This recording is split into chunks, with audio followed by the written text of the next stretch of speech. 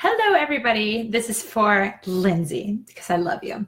And I wanted to do this because this is a very, very, very good question. How do you bust through the blocks, right? So when you have all these blocks that you're so aware of and you know that they're stopping you, but you still can't seem to get out of the depression, the anxiety, the fear that comes along with those, right? Does anybody else resonate with that? Put a hell yeah, even if you're watching the replay, that I've got all these things, this trauma that I'm working through, and I don't know how to move and shift and navigate it and how to pivot from it. I'll say this is what I have distilled trauma into.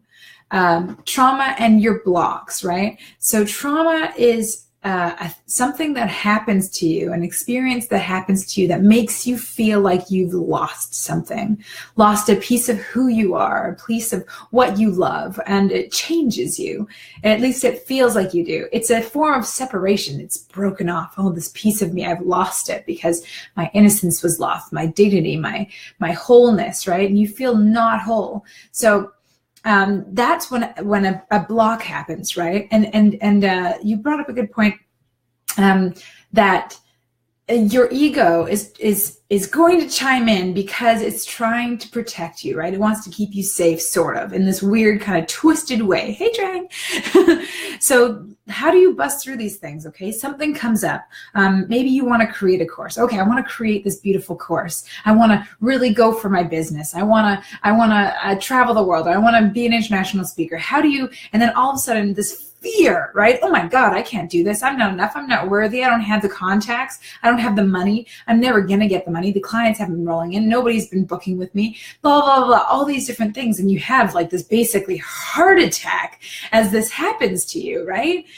So how does this happen? How do you shift out of that? So for one, self-awareness is amazing. So I think that so many of you on here are so beautiful and so high vibe and super self-aware. You get it. You feel it. You're like, I'm in my anxiety. I have depression right now. These thoughts are just, I cannot handle them, right? You're in it. You're super self-aware. Oh, and this is the one from when I was 10 and I was told that I was not good enough, or that I would never be an artist, or when I was attacked or had some kind of violence against me. That's this one. Oh, I'm going to hold it and be upset about it. And oh, I'm in so my wounds, right?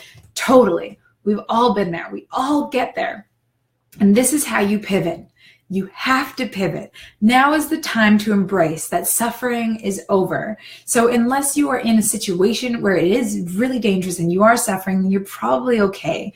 You're probably surrounded by people you love. You're probably held. You're probably not on the brink of, becoming, I don't know, destitute. I don't know. You probably have the support systems.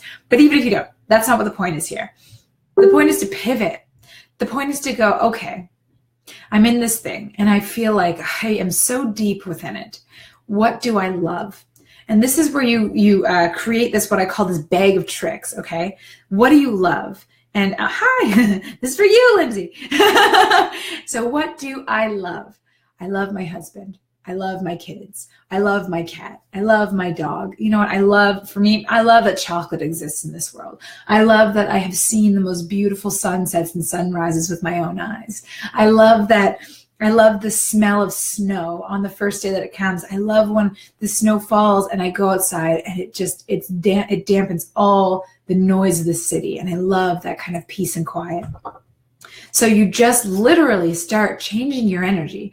Fear and love. Well, fear is like excitement. It's the same kind of energy, but fear or despair and love cannot live in the same space. So you pivot. There's no time anymore to dwell on these things. How much time do you think that it deserves? Instead of your own happiness, how much time does your despair, depression, anxiety, suicidal tendencies deserve over your happiness? None. None. And I'm not saying that they don't exist. I'm saying that it's time to pivot, because only from that pivoted space can you actually do anything about it. And so you grab a bag of tricks. You start listing things you love. I have 3 main things when I'm in that space, that deep dive into that space. I talked about this before. I love my husband's dimples. I think he has a beautiful smile, so I picture it. I love my nieces. They are tiny, adorable, squishy little crazy things, and they're amazing. I love my clients. My clients are such incredible human beings, and I'm blessed that they have included me on their journey. Okay, so what do I love? I love this. I love that. I love chocolate. Now chocolate's actually been kind of a go-to for me because it's easy, because I have no attachment to it, right? I'm not like, oh, there's nothing bad about chocolate existing in this world for me. That creates no contrast for me, right? So I pivot. I agree. Some people find it safer staying in fear. I don't think so. I think that we have this belief system that we need to suffer in order to have anything good, that we need to look at the suffering and dwell on it and figure it out and give it its time. I don't think so anymore. It's just not what I agree with anymore. But you pivot. So now you pivot. So now you love chocolate, you love your nieces, you love your kids, your dogs, your cats, whatever it is, right? You love Adele's music. You just love that Adele exists in this world, whatever this is for you. So now from that space, you can go, what was that? What was that? Where do I hold it? And don't try and figure it out. This is where co-creation comes in. So you ask these 3 questions. What was that? When did it start? Who started it? And where do I hold it in the body? So that's 4 questions. So you don't even need to know math to get out of your shit. Okay. So you do this. And now it's like, okay, I see that so clearly that this is some stuff that I need to actually look at. And I've been so afraid to look at it because it's so scary and painful. And I hate that this is. And it makes me go into my judgment of myself. It makes me go into my shame, my guilt. You get that. You don't even have to look at that. But you go, where am I holding it in my body? And then you breathe into that space. And then you go, what is this? And you just let something flow through you. And then you go, where did that start? And then all of a sudden a little piece of that trauma, you will never be given more than you can handle. So know that the piece of the trauma that comes back, you may have an emotional attachment or release through this, but you will never be given more than you can handle. If you feel like some of your stuff is too dark, of course, do this with somebody. Have your husband sit there. Go to a counselor if it's really quite severe, right? If you have PTSD, there are different little things. LOL. That's good because me and math, not so much friends. Perfect, me either, obviously. 3 and 4. Those are things that I should know. Anyway, I digress. So now you look at it. Okay, so I hold it in my heart. Oh my God, I hold it in my heart. I hold it in my heart. And that has shut down me receiving things. That has shut down me loving deeply. This has shut down me from being able to show up fully in my power. Okay, I'm willing and excited to get rid of this. I'm willing and excited to move past this. And then you continue to pivot. Okay, so I hold it in my heart. When did that start?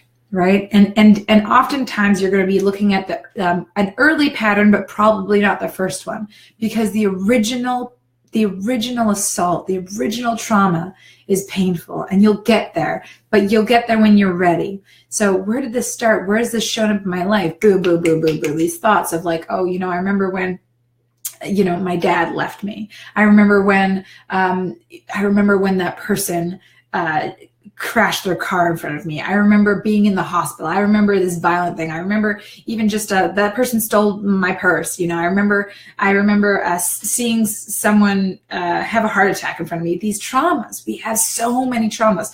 All those traumas that I just named, I have heard them. I have seen some of them myself, right? So we pivot. Where are you from? I'm from Canada, Vancouver, Canada, Vicky. So you pivot now.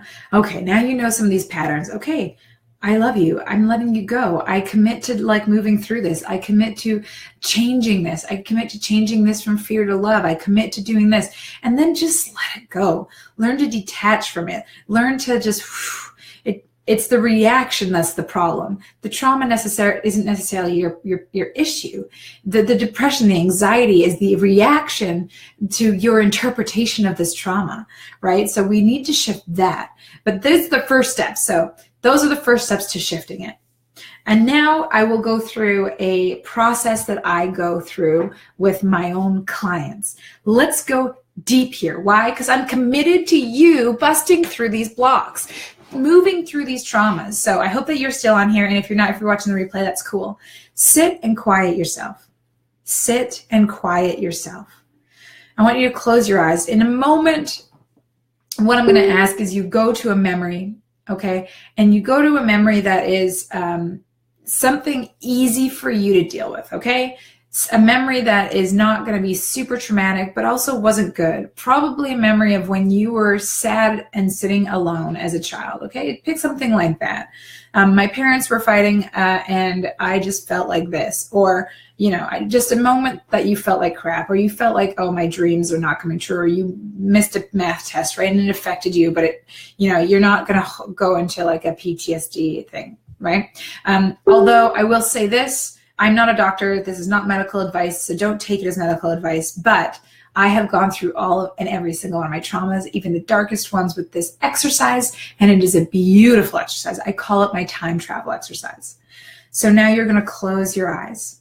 You're going to picture yourself wherever you are in this space. You're going to take a nice deep breath. You're going to see yourself. Maybe it's, if I was going to say something, maybe it's 15-year-old Kat. Okay. And she just, saw something horrific or just failed her math test and just made a point in the time when she just felt like crap, like she wasn't worthy, she wasn't enough, and no one was ever going to love her, right? These things. So go into this space for yourself. Now you're sitting there. Now you, as your adult self, your self right now, I want you to walk into that room. And whatever just happened to young you, I want you to go to them. And whether you sit on the bed next to them, whether you're in a kitchen, it doesn't matter the space. I'm not dictating this. I want you to choose for yourself. I want you to go to your younger self, and I want you to hold their hands. I want you to hold them, and I want you to say what they needed to hear in that moment. I am so sorry that you feel this way. You do not deserve any of this. You are such an incredible, beautiful person who deserves absolutely everything in this world, everything that this world has to offer. And I want you to just hold them as they cry. I want you to just say, I'm here for you. You're never alone. I've got you. I've got you. And if you feel like it, you can move even further into this and you can say, hey, listen, let me show you our life. Okay, and show them the most beautiful parts of your life, because that 13-year-old or 10-year-old or 4-year-old self, you've grown to this person. You've got through all of it. So bring them to the best parts of your life. That time that you went to Thailand, or your children or your husband, just say, look at what we created together. Look at what we created. I'm so sorry for all the trauma that you had to go through. You didn't deserve any of it. But look at what we've created together, okay? This is all with your eyes closed. And you say whatever you need to say with them, and you move them through whatever you need to move them through. And when you're ready, I want you to open your eyes.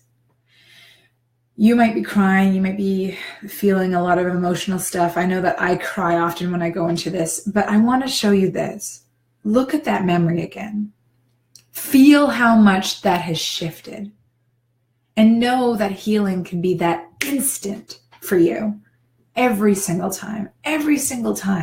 And now you can go there, and you can go also to the future, and you can do that with your future self and say, hey, you can say, hey, future self, show me the money, like show me the success, show me this beautiful life that I know is mine. And you can go forward as well. Hi, everybody. Hi, Kevin. Hi, Rosalind. Hi, Brian. Hi, Joy. Hi, Todd. Hi, Kayla. Thank you so much, everybody, for coming in here. If you missed any of this, watch the replay, because I took you through a really cool exercise that is my time travel exercise. I really want to go deep with this. I really want us to heal and move and create and understand that you have control over this.